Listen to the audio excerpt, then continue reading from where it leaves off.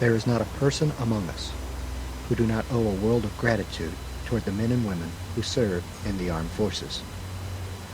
These especially dedicated people risk their lives and their futures in order to preserve our freedom and our way of life. To citizens around the globe, they are symbols of hope and sacrifice, and they should all be respected for their services. However, there are forces in this universe that are more powerful than the beating hearts of these patriots, and indeed more mysterious than some of the evils these brave soldiers have been sworn to defeat. Hello, I am author and paranormal investigator Donald Allen Kirch, and this is Stranger Than Fiction. Forget the world you know. Enter a bizarre dimension where the strange and unusual guide your imagination towards the unimaginable. Life is stranger than fiction in these true stories, where the ordinary is replaced with the extraordinary. Explore strange legends, weird myths, and odd folklore. The facts are laid before you to examine. You're invited to draw your own conclusions on these true stories of the paranormal.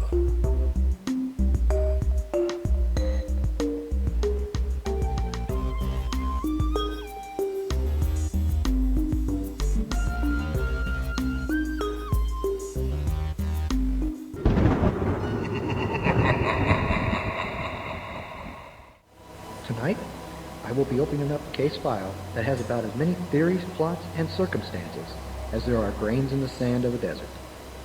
Indeed, this singular case is more responsible for both investigations into the Bermuda Triangle and extraterrestrial contact than any other modern-day case. Ladies and gentlemen, I am referring to the disappearance of Flight 19. Thanks. I don't know where I am. My compass is broken. And I have no way of returning. The water is white, and the land is broken. Thanks. Where the hell am I?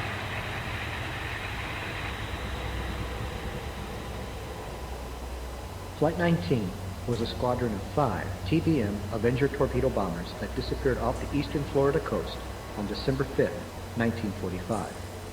It was an absolute puzzle to the United States Navy, one of the greatest manhunts at sea since the disappearance of Amelia Earhart. A PBM Mariner flying boat also mysteriously vanished during the Navy's rescue mission. Altogether, 27 crew members, that includes the 14 airmen and 13 from the rescuing Mariner, were never heard from again. No one could ever figure out why. Hey, what happened to the rescue plane off our port wing? I thought I saw them back along with us. Yes, copy. Have lost visual contact with rescue plane. Over. Need verification that plane is still on our vector. Over. Nas, do you copy last transmission? Over.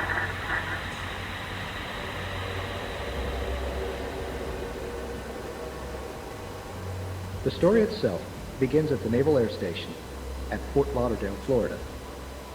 The world had just gotten over the horror of the Second World War, and the United States Navy was gearing down to a post-war peacetime force, not too aware of the Cold War era that lay ahead of them.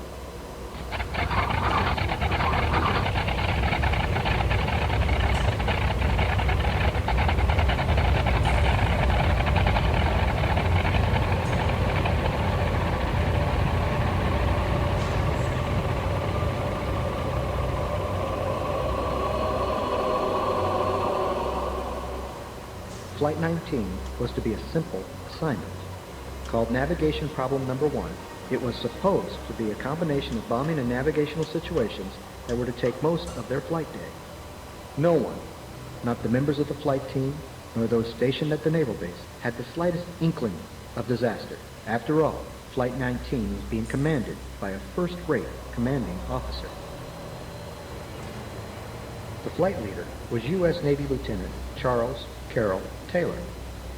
Taylor was a well-trained pilot with over 2,500 hours in the air, all on the type of aircraft that he had flown that fateful day. His students, albeit not as experienced as he, had amongst them over 300 hours in the air, 60 flight hours on the Avenger alone. All of the pilots involved knew and had flown within these waters, having completed several training missions successfully. The remaining pilots of Flight 19 were U.S. Marine Captain Edward Joseph Powers, U.S. Marine Captain George William Stivers, U.S. Marine Second Lieutenant Forrest James Gerber, and United States Navy Ensign Joseph Tipton Posey. Each Avenger had been fully inspected, fueled, and had passed with flying colors. All points of safety were double-checked and recorded, with one small exception. All 5 planes were missing clocks. This last was considered unimportant because the mission itself relied solely upon the pilot's skill to navigate and estimate distance by using actual time. And all the pilots wore their own watches. For some unknown reason, Taylor had tried to request off the flight due to personal reasons. Barring sickbay, the commanding officer of the base could never allow such a group of fighters to leave without an experienced pilot such as Taylor. So Taylor, what gives? Got a stomach ache or something? Sir, I can't explain it. I just don't feel up to doing this flight today. There's something wrong with me. I just can't put my finger on it. I respectfully ask the commander that I be taken off this flight. Look, Taylor, if it were any other day, I would say, okay. But those kids need an experienced pilot to teach them the ropes. I'm sorry. Flight 19 is your baby. Suit up and return to the field. Yes, sir. So, regretfully, Taylor agreed to stay on the flight. To this day, no one has a record of what was actually bothering Lieutenant Taylor. Another reason for Taylor's denial for release was due to the fact that a fellow Flight 19 crewman had already been given permission to bump the flight, the limit for a flight crew during the course of a day. Marine Corporal Alan Kosnar had been the fortunate airman not to fly with the Kursk Squadron. To this day, no one knows, nor is there recorded, a name for the man who replaced him. In any case, Flight 19 had been cleared to leave the naval base at 13:45 local time during air and sea conditions recorded as favorable, sea state moderate to rough. The flight was late to depart, taking off at 14:10.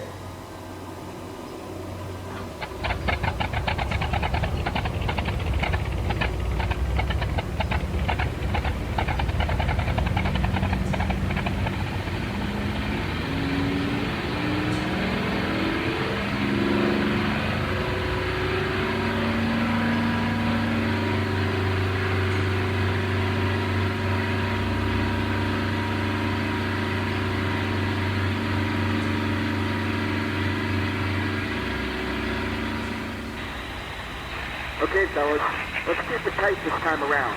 I don't want any lost seats, so pay particular attention to your relative position with your wingman. Any problems? Squawk me. Yes, sir. Can you get out and push? All right, cut the chatter. As planned, Taylor supervised the flight, allowing a pilot trainee to have the role as leader out front. The mission, navigation problem number 1, was to involve the squadron into 4 legs of their flight. In actuality, Flight 19 flew only 3 of these. After taking off, they all flew on a heading of 091, almost due east for 56 miles until they reached Hen and Chicken Shoals, where low-level bombing maneuvers were practiced.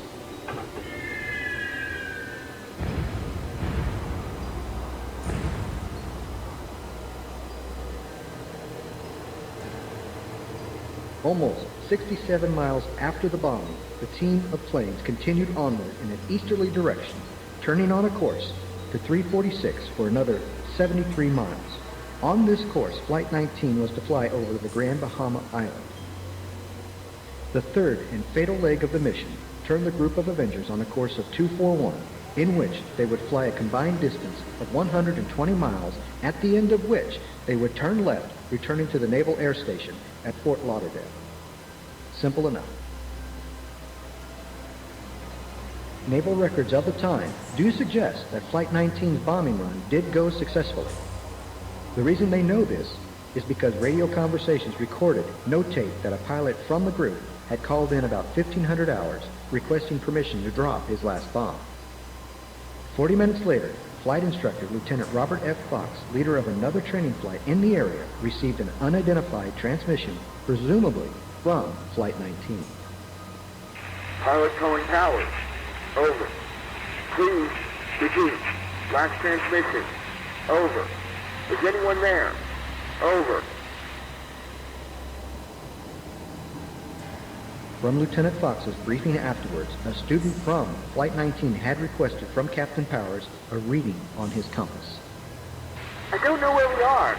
We must have gotten lost after that last turn. Concerned, Fox tried his best to contact the pilots of the air group. Calling Captain Powers, Fox stated, This is FT-74. Plane or boat calling Powers. Please identify yourself so someone can help you. There came no response at first. Then, one by one, the pilots of Flight 19 talked amongst themselves, debating whether or not they should respond.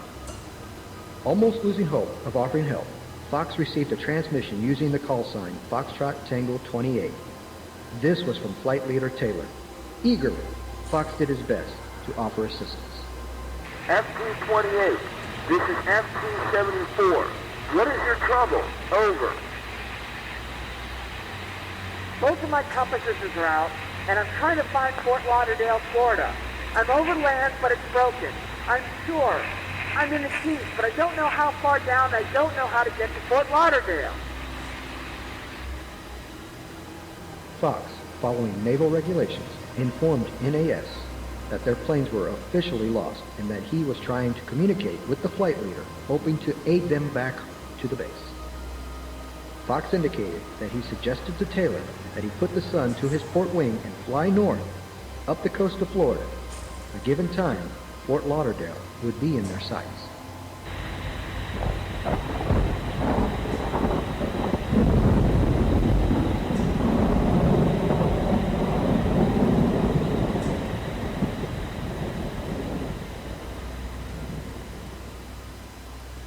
Fort Lauderdale had instructed Fox to inquire if the planes on Flight 19 were equipped with IFF transmitters. This was so that the ground forces could triangulate the flight, discovering their true position, and thereby talking them back home. Later, Taylor would offhand admit that his transmitter was activated.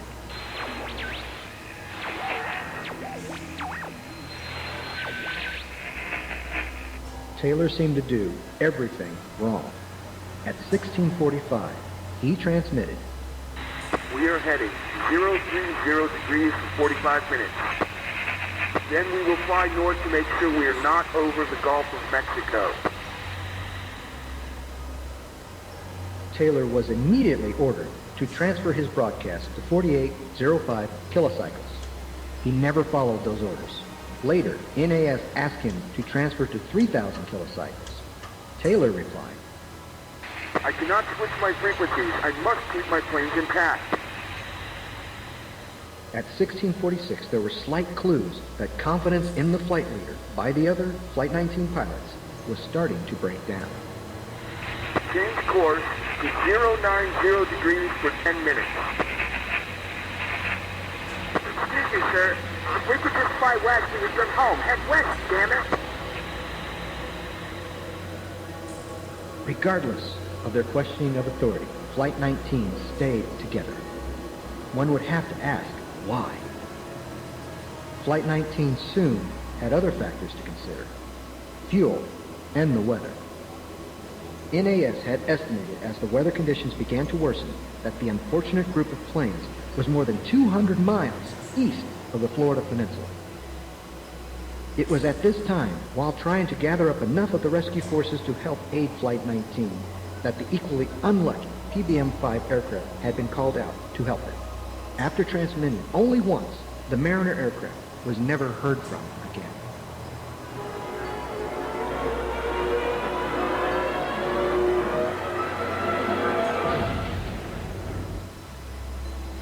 We'll fly 270 degrees west until landfall or running out of gas. Taylor requested a weather check. Land-based radars had triangulated Flight 19 the only time that it had around a 100-mile radius of 29 degrees north and 79 degrees west. Flight 19 was nowhere near Florida, but north of the Bahamas, well off the coast. Amazingly, no one had thought to transmit this vital information to Taylor. At 1804, NAS received some of the last transmissions from the doomed group of Avengers. Holding 270, we didn't fly far enough east. We may as well just turn around and fly east again. The weather got worse. The radio operators listened. All planes, close up tight. We'll have to ditch unless landfall. When the first plane drops below 10 gallons, we all go down together. A British flag tanker, the SS Empire Viscount, had reported that she was heading into heavy seas and high winds northeast of the Bahamas at or around 1804, right within the estimated spot of Flight 19's disappearance.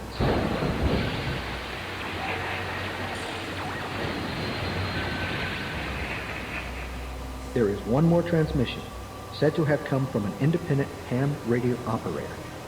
Yet another naval aviator had tried to help Taylor hours after his last transmission. When requesting Flight 19's position so that the pilot could join them, Taylor issued a stern warning. Do not, I repeat, do not engage. They appear to be from outer space.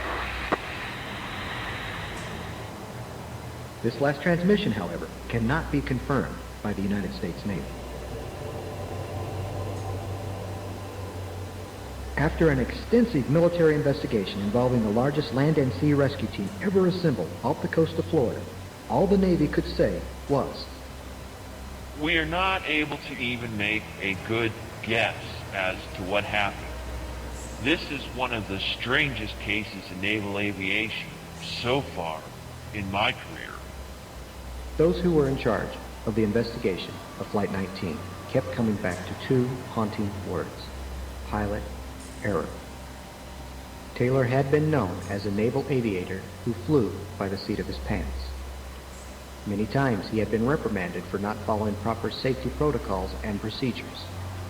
Others theorized that Flight 19 had become the unfortunate victim of an Einstein-Rosen bridge and perhaps flew into another dimension. In any case, after the naval investigation, this official explanation was given to the public. Had Flight 19 actually been where Taylor believed it to be, landfall with the Florida coastline would have been reached in a matter of 10 to 20 minutes or less, depending on how far down they were. However, a later reconstruction of the incident showed that the islands visible to Taylor were probably the Bahamas, well northeast of the Keys, and that Flight 19 was actually where it should have been. The Board of Investigation found that because of his belief that he was on a base course toward Florida, Taylor actually guided the flight further northeast and out to sea. Further, it was general knowledge to NAS Fort Lauderdale that if a pilot ever became lost in the area, to fly a heading of 270 west, or in evening hours toward the sunset if the compass had failed. By the time the flight actually turned west, they were likely so far out to sea that they had already passed their aircraft's fuel endurance. This factor, combined with bad weather and the ditching characteristics of the Avenger, meant that there was little hope of rescue, even if they had managed to stay afloat. It is possible that Taylor overshot their course and instead reached another island mass south. He fully expected to find the Grand Bahama Island laying in front of him as planned. Instead, he eventually saw a landmass to his right side. Believing that this landmass to his right was the Grand Bahama Island and his compass was malfunctioning, he set a course to what he thought was southwest to head straight back to Fort Lauderdale. However, in reality, this changed his course further northwest toward open ocean. To further add to his confusion, he encountered a series of islands north of where he was, which looked very similar to the Key West Islands. But he was still over ocean instead of over Fort Lauderdale. The control tower then suggested that Taylor's team should fly west, which would have taken them to the landmass of Florida eventually.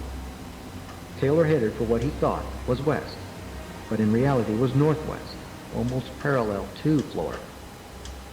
After trying that for a while, and no land in sight, Taylor decided that it was impossible for them to fly so far west and not reach Florida. He believed that he might have been near the Key West Islands. What followed was a series of serious confusion between Taylor, his team, and the control tower. Taylor was not sure whether he was near Bahama or Key West, and he was not sure which direction was which due to his compass malfunction. Some of his teammates believed that their compasses were working. When that failed, Taylor set a course west according to their compass, which should have taken them to Florida if they were in Bahama. If Taylor stayed this course, he would have reached land before running out of fuel. However, at some point, Taylor decided that he had tried west long enough. He then once again set his course northeast, thinking that they were near Key West after all. Finally, his flight ran out of fuel and may have crashed into the ocean somewhere north of Abaco Island and east of Florida. There is also the Philadelphia experiment connection. During this time, the United States Navy was said to be working on camouflage equipment that would make both aircraft and ships invisible to enemy radar and also to sight. Is it possible that Flight 19 could have been the victim of a secret military operation that was so complex that the pilots and ground control did not understand the equipment that they were using? Could they have switched on a machine and not know how to turn it off? One could chalk up the whole event as a sad case of human error. However, keep in mind, these were highly trained men working within an organization that had been fighting a terrible war for over 4 years. These were not the type of men to just simply get lost. They knew the area and the seas in which they had been practicing in. Then there's that last transmission. Could it have been possible that Flight 19 had been victims of a cat-and-mouse game involving an alien intelligence bent to study the readiness of the world's military? Could there have been forces involved here that we may never understand?